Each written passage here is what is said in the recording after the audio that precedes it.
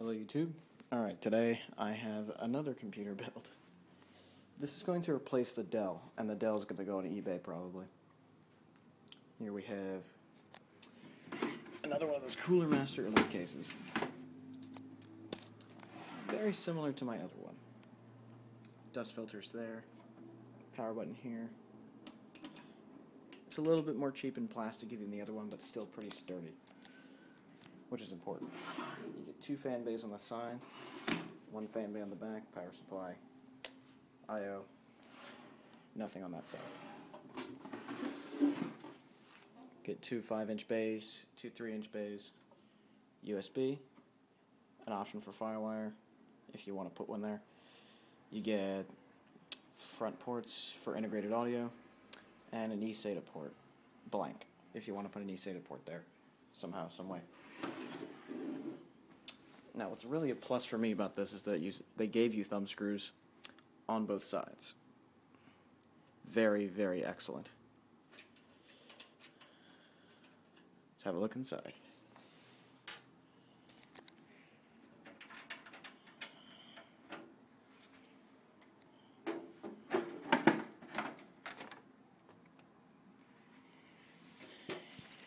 Here it is, and they give you standoffs already put in. Very, very win. And this is a micro ATX case, so yeah.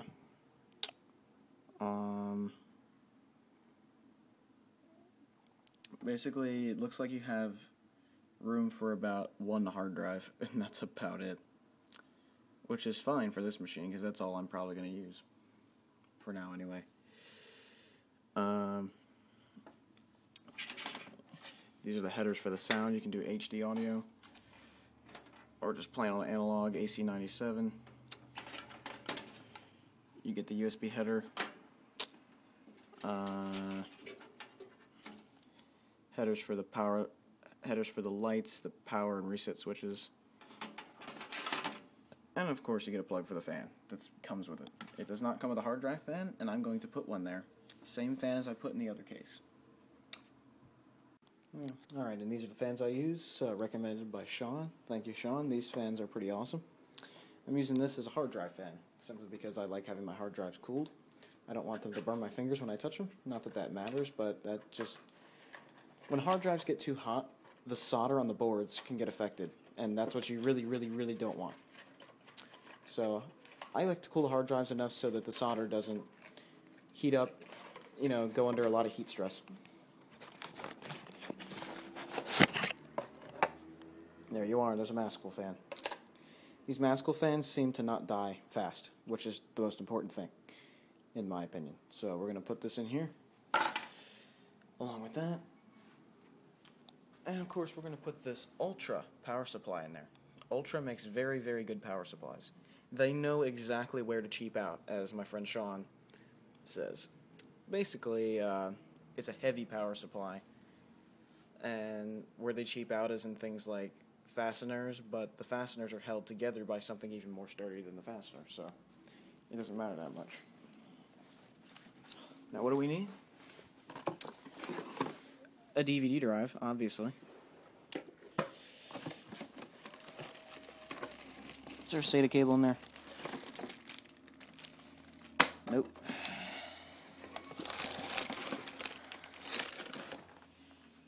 Alright, derp. I need a SATA cable. SATA cable.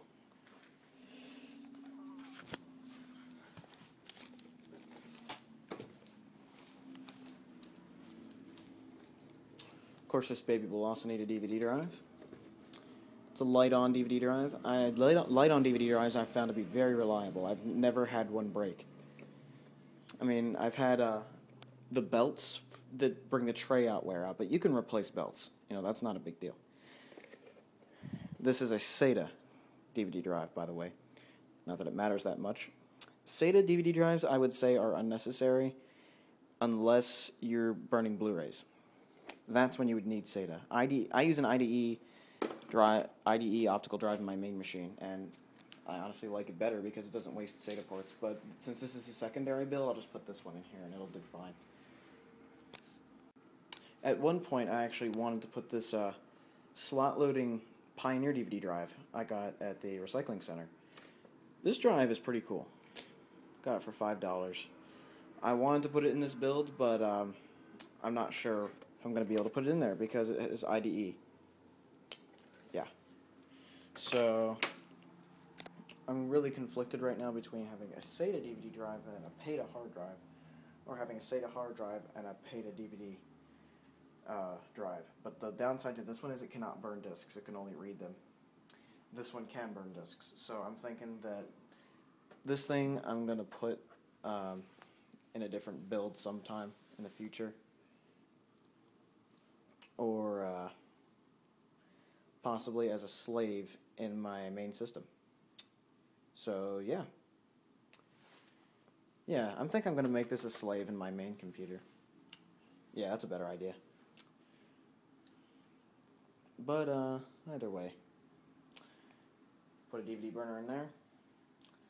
And, yeah. Alright, and this is the hard drive that's going to go in this build. Let's take it out of the bag, shall we? As soon as I put the camera down for a second to do that. We have a Western Digital 500 gigabyte parallel ATA hard drive. 16 megabytes of cache. Yes, it uses IDE.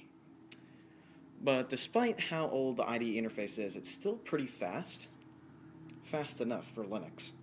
If you're going to run Windows, never ever use PATA or IDE in any instance. This drive is very quiet, very fast, for a PATA drive that is. And I only have one drive bay in here, and I have a SATA DVD drive, so this would be perfect because I don't have any enclosures for IDE drives. And this is going to be my secondary machine anyway, so it's mostly going to be used for TeamSpeak, probably watching YouTube videos. Nothing that's going to demand a whole lot of hard drive power, so I think a PATA drive would work perfectly. Plus, it's 500 gigabytes, and capacity is what matters to me more than speed in this instance. So I'm going to put that drive in there. It's a Caviar Blue, by the way. Caviar Blues are much better than Caviar Greens if you are in the market for one. But I would recommend Caviar Blacks over any other Western Digital drive. I would stay away from Seagate. Toshiba is middle of the road, and Samsung is middle of the road. Both of those, you're kind of flipping the coin 50-50. Alright, so the first thing we do, we have an empty computer here, so we need the power. So we open up the power supply box and take the power supply out. Yes. This camera work is garbage. I apologize, but there's only so much I can do right now.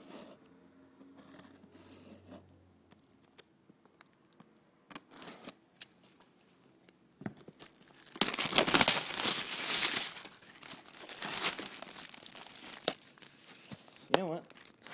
That works.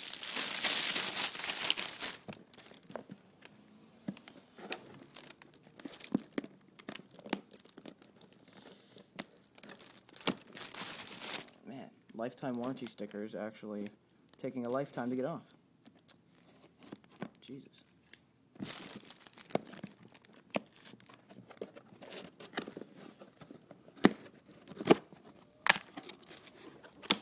And here we have an ultra power supply.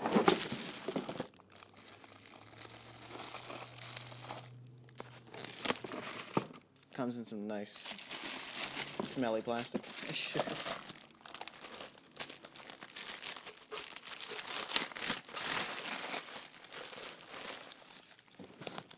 Again, I'm going to put the camera down.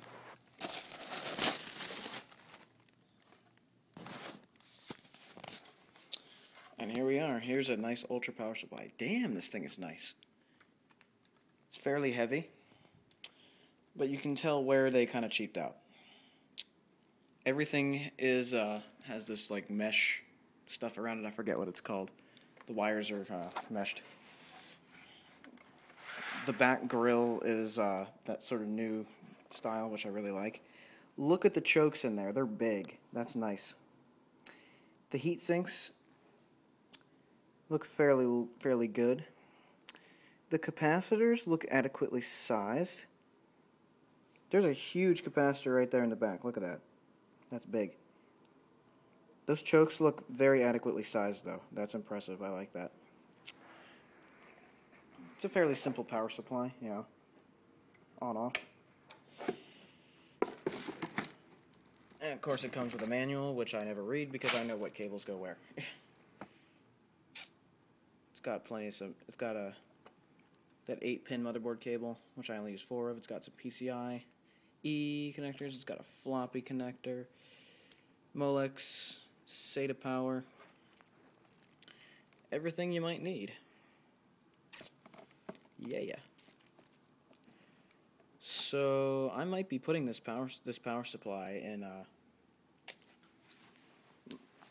either that computer or my old build. I'm not too sure yet, actually.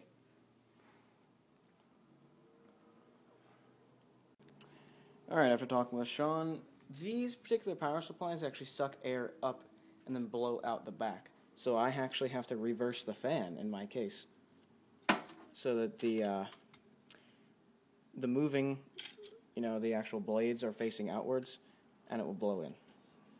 Suck in, rather. So, let's get this underway.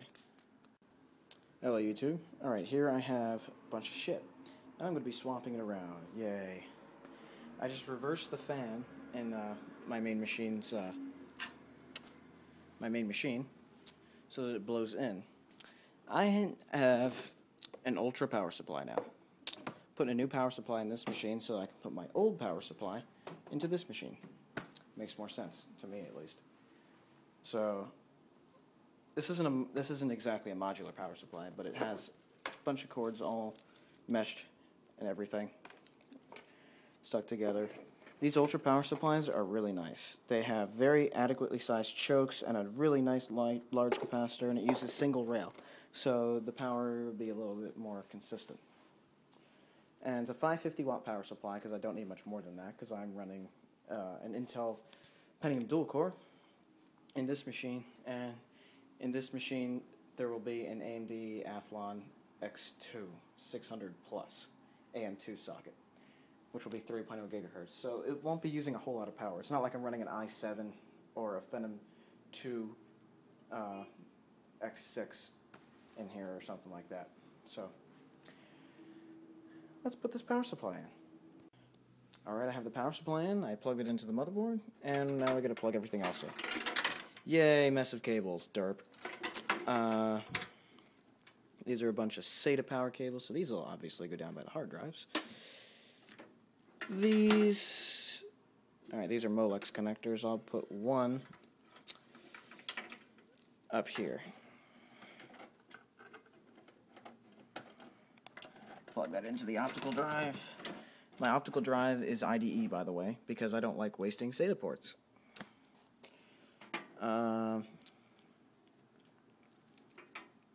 Man, I wish this thing had the fan-only ports like my old one did. Oh well. At the end of this one is a floppy connector, so I need to plug that into the floppy drive. Yes, I am crazy enough to still use a floppy drive from time to time.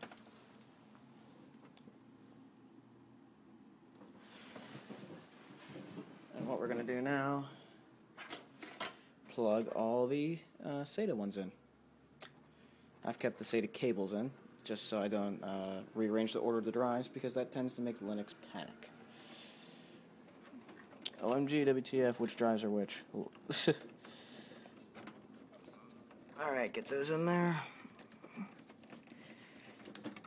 Might be a good idea to disconnect each SATA connector at a time to do this.